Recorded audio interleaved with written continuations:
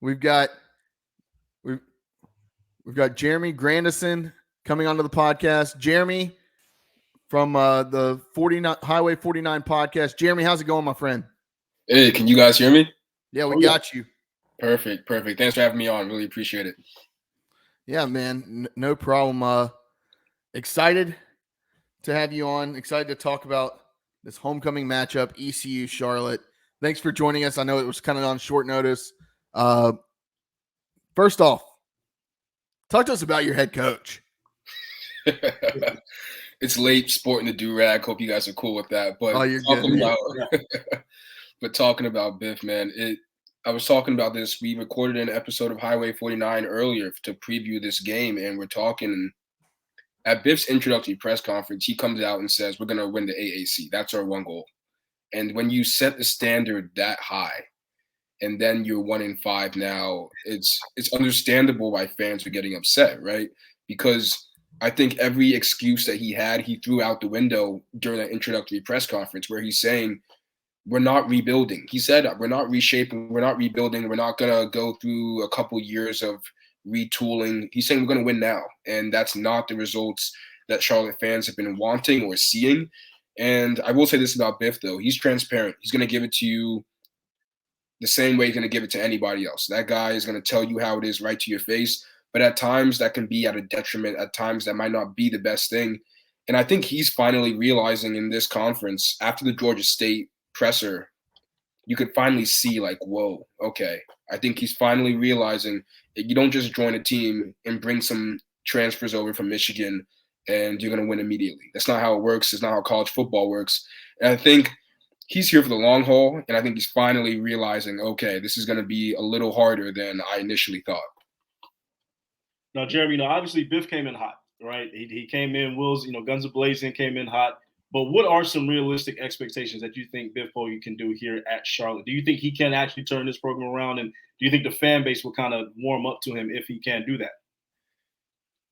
You know what? I'm optimistic about this. And this is not me as an alum. I didn't go to Charlotte. I'm just covering the school. I'll say that Biff made his name. He went to Duke. He became a businessman, multimillionaire. And the thing about Biff is he can talk and persuade. And in the current college landscape, it's all about NIL. It's all about money. It's all about what can you offer these players that's not just playing time. And 10 years ago, 5 years ago, it was, hey, we can offer you the running back one position, or we can offer you to start immediately at our school. That's not going to cut it anymore, which is actually plays in Biff's favor. I think he's got a lot of connections. He'll be able to garner that money that Charlotte has been needing to try and get these players. But I heard you guys talking about it earlier. I mean, Charlotte's defense is pretty good. The Niners have Coach Ryan Osborne, defensive coordinator. He was at Michigan before this. He was at the Baltimore Ravens before this. This guy loves football. Whenever I talk to him, whenever I interview him, he just loves to talk about the X's and O's. He's all about that. So on one side of the ball, you're set. You have players like Yabi Oki, you have Nakai Hill-Green, you have Stone Handy, some experienced players that can really burst into the backfield and get tackles for losses and put pressure on the quarterback consistently. However, what can you do on offense? And I think that's where the main issue is going to be. I interviewed him after the Navy game in the post-game press conference, and he told me, he said, we don't have any erasers on this team. An eraser being 3rd and 10, 3rd and 11, throw it up to someone, that wide receiver can go get it, or that running back can make two men miss and go get that first down. They don't have any of that. So I think we're going to see him going to try and get some erasers in this offseason. But I have the utmost confidence in him, not just because of who he is, but because we've seen his success at other places before, and I think that he can replicate that at Charlotte.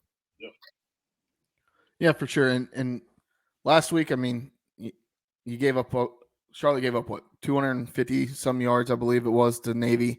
That's ECU fans know that's not an easy offense to stop. Granted, this year they've got a new head coach. It's still the same triple option, same thing every year. Talk to us a little bit about playing that game for the first time and what you saw last week against the Midshipmen. Yeah, so like you mentioned, the triple option. Tuesday's press conference leading into the Navy game, I asked Coach Ryan Osborne about the triple option, and he said, hey, we're not going to practice with a ball. We're practicing without a ball because triple option, you never know what's going to happen. Everybody has a job. If your job is to cover the dive, cover the dive. If your job is to cover the sweep, the guy running, cover the sweep. If your job is to cover the quarterback, cover the quarterback. The second you try to cover the dive and then cover something else is where Navy gets you. I think Charlotte went in with a good game plan. I mean, Navy, you said it, they didn't have that much success against that Charlotte defense. You know, you saw that couple big plays here and there that made that score 14-0, but for the most part, Charlotte's defense played really well. They got in the backfield. They had a lot of tackles for losses. I just think that if you're a defense and you're out there working your butt off and you get to the bench finally, you force a stop, and your offense gets a 3 and out and you're right back on the field, at some point, that dam's going to break. That dam's going to crack. And we saw that. A couple cracks is all it takes for Charlotte to lose these games because the offense simply can't put enough points on the board to, keep this defense healthy and fresh every time they go out there. Now, Jeremy, I'm affectionately calling this game the Booty Bowl because this is a battle between two 1-5 teams. But outside of the defense playing well, what are some other positives, if anything, that you've seen from the offensive side of the ball for Charlotte? I'll be honest with you, Artemis. There's not many. I will say special teams. Greg Froelich, the special teams coordinator, has been doing a stellar job the past few weeks. UF was one of the best return teams, and they were able to kind of stifle that UF special teams on punt returns, kick returns. But on offense, that QB carousel is the number one problem. I mean, Trexler Ivy and Jalen Jones, if you don't know who your quarterback is, week in and week out, we ask the same. I know you guys have the same thing, right? It sounds so familiar. Week in and week out, I mean, we ask coach, hey, what's the deal with the quarterbacks? Are you going to commit to one? What do you see with each? And every time we're going to keep running with both of them. We're going to switch them out whenever we think we have a good look with one or the other. Now, Trexler is more of a pro-style drop-back quarterback, but that makes him susceptible to a lot of sacks. Charlotte has taken, I think, the second most sacks in the conference with – I have the stat up here, man. This is crazy to me. Let me find it here. 32 sacks allowed in 6 or 7 games for 190 yards. I mean, this guy is – and the sacks aren't 4 or 5 yard sacks. They're 11-yard sacks, 12-yard sacks. And it puts them in terrible down and distance situations. And then for the wide receivers, I mean, we can egg on the quarterbacks all we want. The wide receivers aren't getting separation consistently or even at all. Jack Estera's been out for a little bit. Jairus Mack had a good game in one of the openers, but it's not consistent. So I just think as a whole, it's looking pretty bleak. And to finish it off, your true freshman star running back that commits to Charlotte on ESPN on national television is out for the season in Darrell Robinson. So at this point, I think they're just trying to pick up scraps and see what they can get. I mean, it's interesting being in this industry because you hear the coaches talking about the same or regurgitating the same exact talking points week in and week out. We're almost there. We're so close. Like we had a real good week of practice. We had a really good week of practice. We were able to watch film and we think we got some things down. We're gonna do this, we're gonna do that. And it gives you enough just to hold you to that game. And then the cycle starts all over again. Jared, talk to me because I can see your face right now, man. I mean, this is just EC on a loop. Like, yeah. Us. I mean, every single week it's guys really practice hard this week. Really hard. Great practice. Excited about going up against a great opponent. Excited to get in front of our rowdy fans in Dowdy Ficklin Stadium. Like, it's the same thing every single week. Every single week. They got a good football team. Yeah, well, it's football at the FBS level. Everybody has a good football team. Yeah. Right? Like, how are you preparing differently for this matchup? Yeah. Oh, well, we watch film, and the film doesn't matter when the film you're watching is you running it up the gut on 1st and 2nd down for a total of 2 yards, and then you're sitting at 3rd and 8, and now we got to figure out how can we get the ball 9 yards when our offense can't do shit. That's a great point, man. That Navy game, it was run, pass, run, pass, run, pass, and you're seeing yourself in 3rd and 9, 3rd and 10 situations over and over again. And at some point, it's like Trexler Ivy on 3rd and 10 is not going to be able to make a play with his legs if you need him to. And it's the same thing over and over again, man. I typically don't keep track of this stat because it typically doesn't matter, and it's not something that is outstanding, like blatantly in your face. In the first half last week against SMU, I believe it took more than 5.5 minutes for either team to get a first down. Wow. And then it took 7 minutes in the second half for either team to get a first down. And you can't do that. I mean, you've got to be able to get positive yardage on those early downs, so that way you're leaving yourself with 3rd and 4, 3rd and 5 at worst, right? If you can get 2 or 3 yards on 1st and 2nd down each, you're getting yourself really close to being there, right? So, yeah, I'll say that it's so easy to just say that, right? I mean, the offensive coordinators, Mike Miller, the offensive coordinator for Charlotte, he's saying the same things in the press conferences. Hey, we just got to make it easy in the first couple downs to put ourselves in a favorable down and distance situation. We want to be on 3rd and 3, 3rd and 4. Let's say you have an 8-yard run, right, from Charlotte, or you have a great – Charlotte loves tight end screen. So Colin Weber gets a good tight end screen, 8 yards, 9 yards on 1st down. Trexler Ivory takes a 12-yard sack.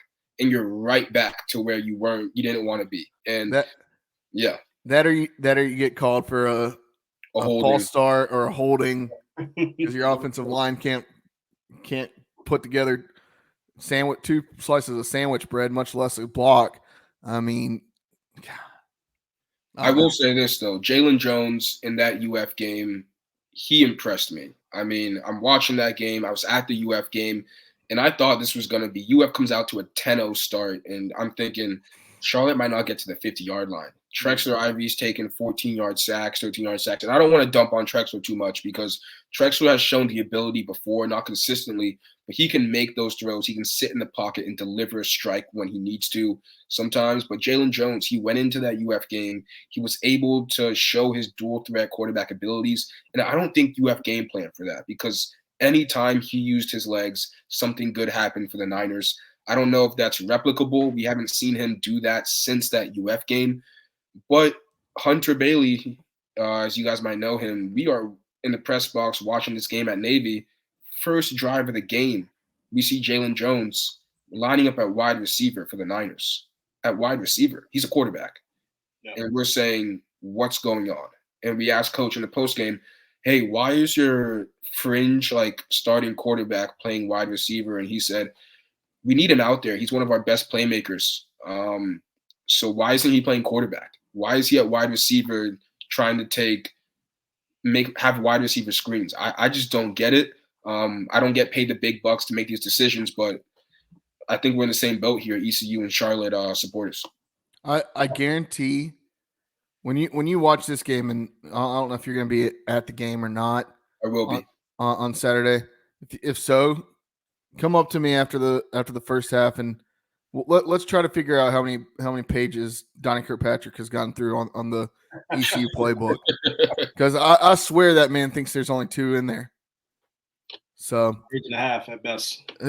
I will say, Biff Poggi, he was upset with the offensive play calling in the Georgia State game. It felt like after that game, the world was burning. He was very upset, and he always says, hey, I hate to lose. So after a loss on the Friday night of a loss or Saturday night or whatever day you play, you're getting the raw, unfiltered me. But on Monday, Tuesday, when I'm able to kind of relax, watch the film, go over stuff, I'm a lot better. I'm more even-keeled. He was saying, he came in his introductory press conference. He made it sound easy. He said, this was funny. He said, we're going to run it down their throat. We're going to make them stack the box. And the second they stack the box, we're going to throw it over their head. And everyone, all the donors are like, whoa, this guy has the recipe. He has the blueprint. And it's so easy to say that, right? Until you actually have to go out there. And there was one game against Georgia State where Charlotte's trying to mix it up. They're trying new things. They're trying to be innovative on offense. And on the press game or the post-game press conference, he's saying, no, I hate that. We're going to go back to the way I want to play. We're going to go back to run. We're going to try to run it down your throat. But the thing is, Charlotte doesn't have the capable offensive linemen to be able to execute that type of game plan. And you can't just say you're going to run when you have a true freshman in the backfield, or you have guys that are mixing and matching for the offensive line.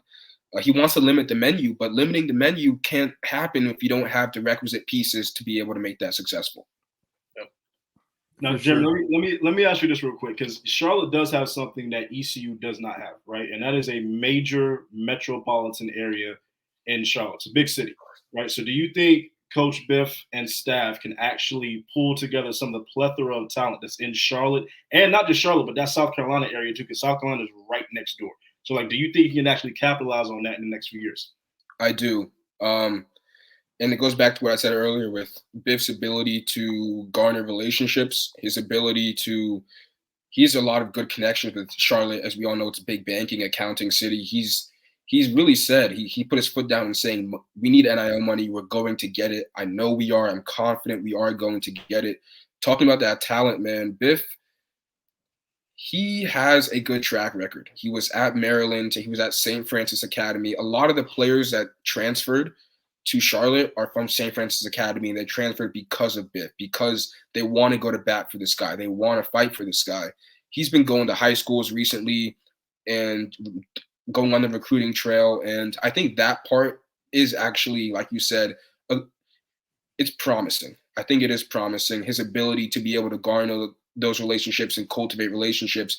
In the future, it's going to work, but it's all going to come down to NIL. I mean, that's the current space that we're working with, and if you don't embrace it, I mean, you're going to get left behind. For sure. Now, Jeremy, this will be the last question I have for you. Both offenses seem anemic.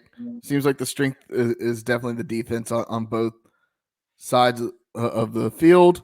One thing that stands out to me is if you look at like the team stats as like total yards on offense, yards passing, average per game, I mean, Charlotte 170.2, ECU 173.2, yards rushing, Charlotte 133.5, ECU 128.7.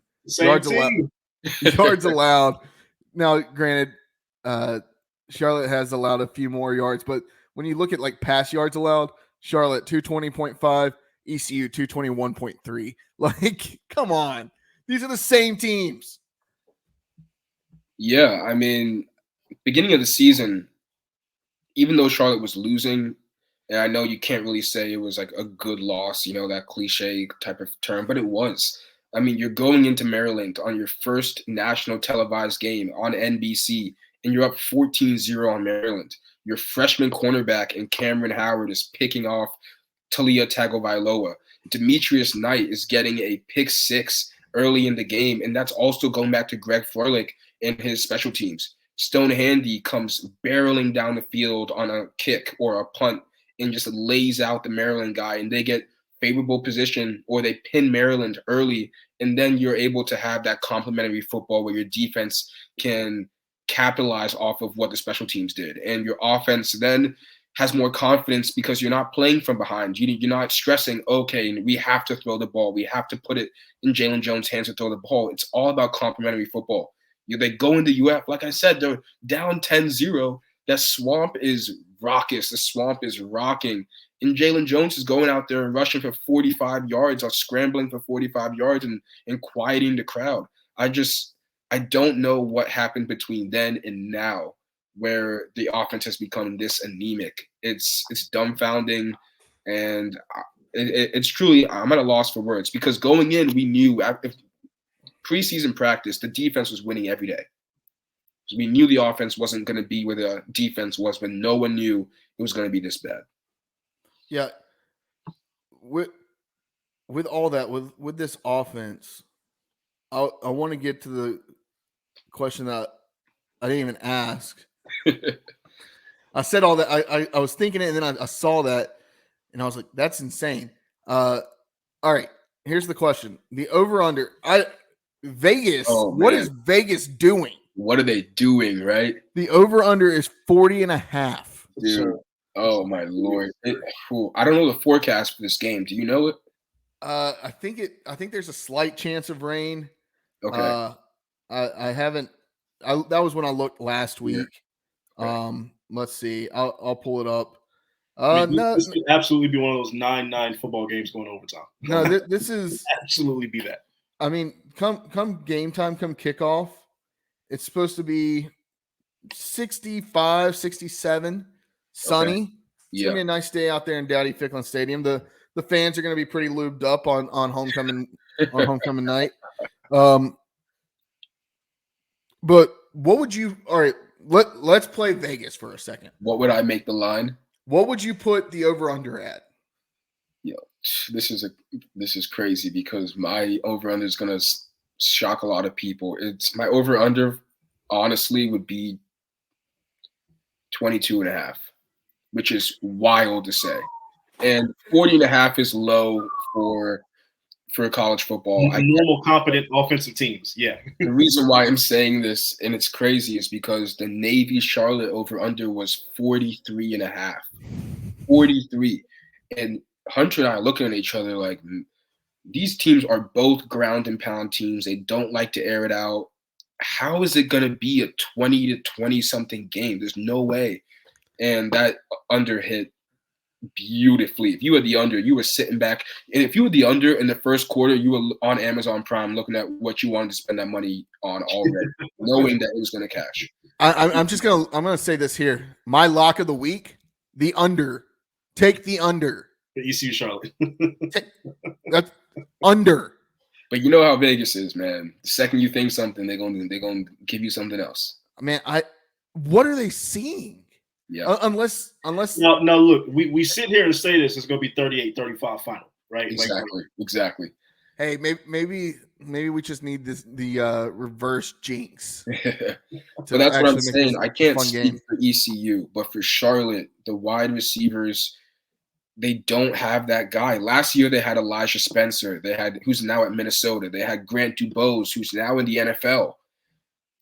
They don't have those guys anymore. Jack Estera, Jairus Mack, Jaden Bradley hasn't seen the field a lot. Now, he's had some off-the-field issues, some personal family issues that I completely understand that. I want to give him his privacy and respect. But for the wide receivers and the receiving room, if it's not Colin Weber on a tight end screen, I don't know who's going to be giving you consistent separation on that field.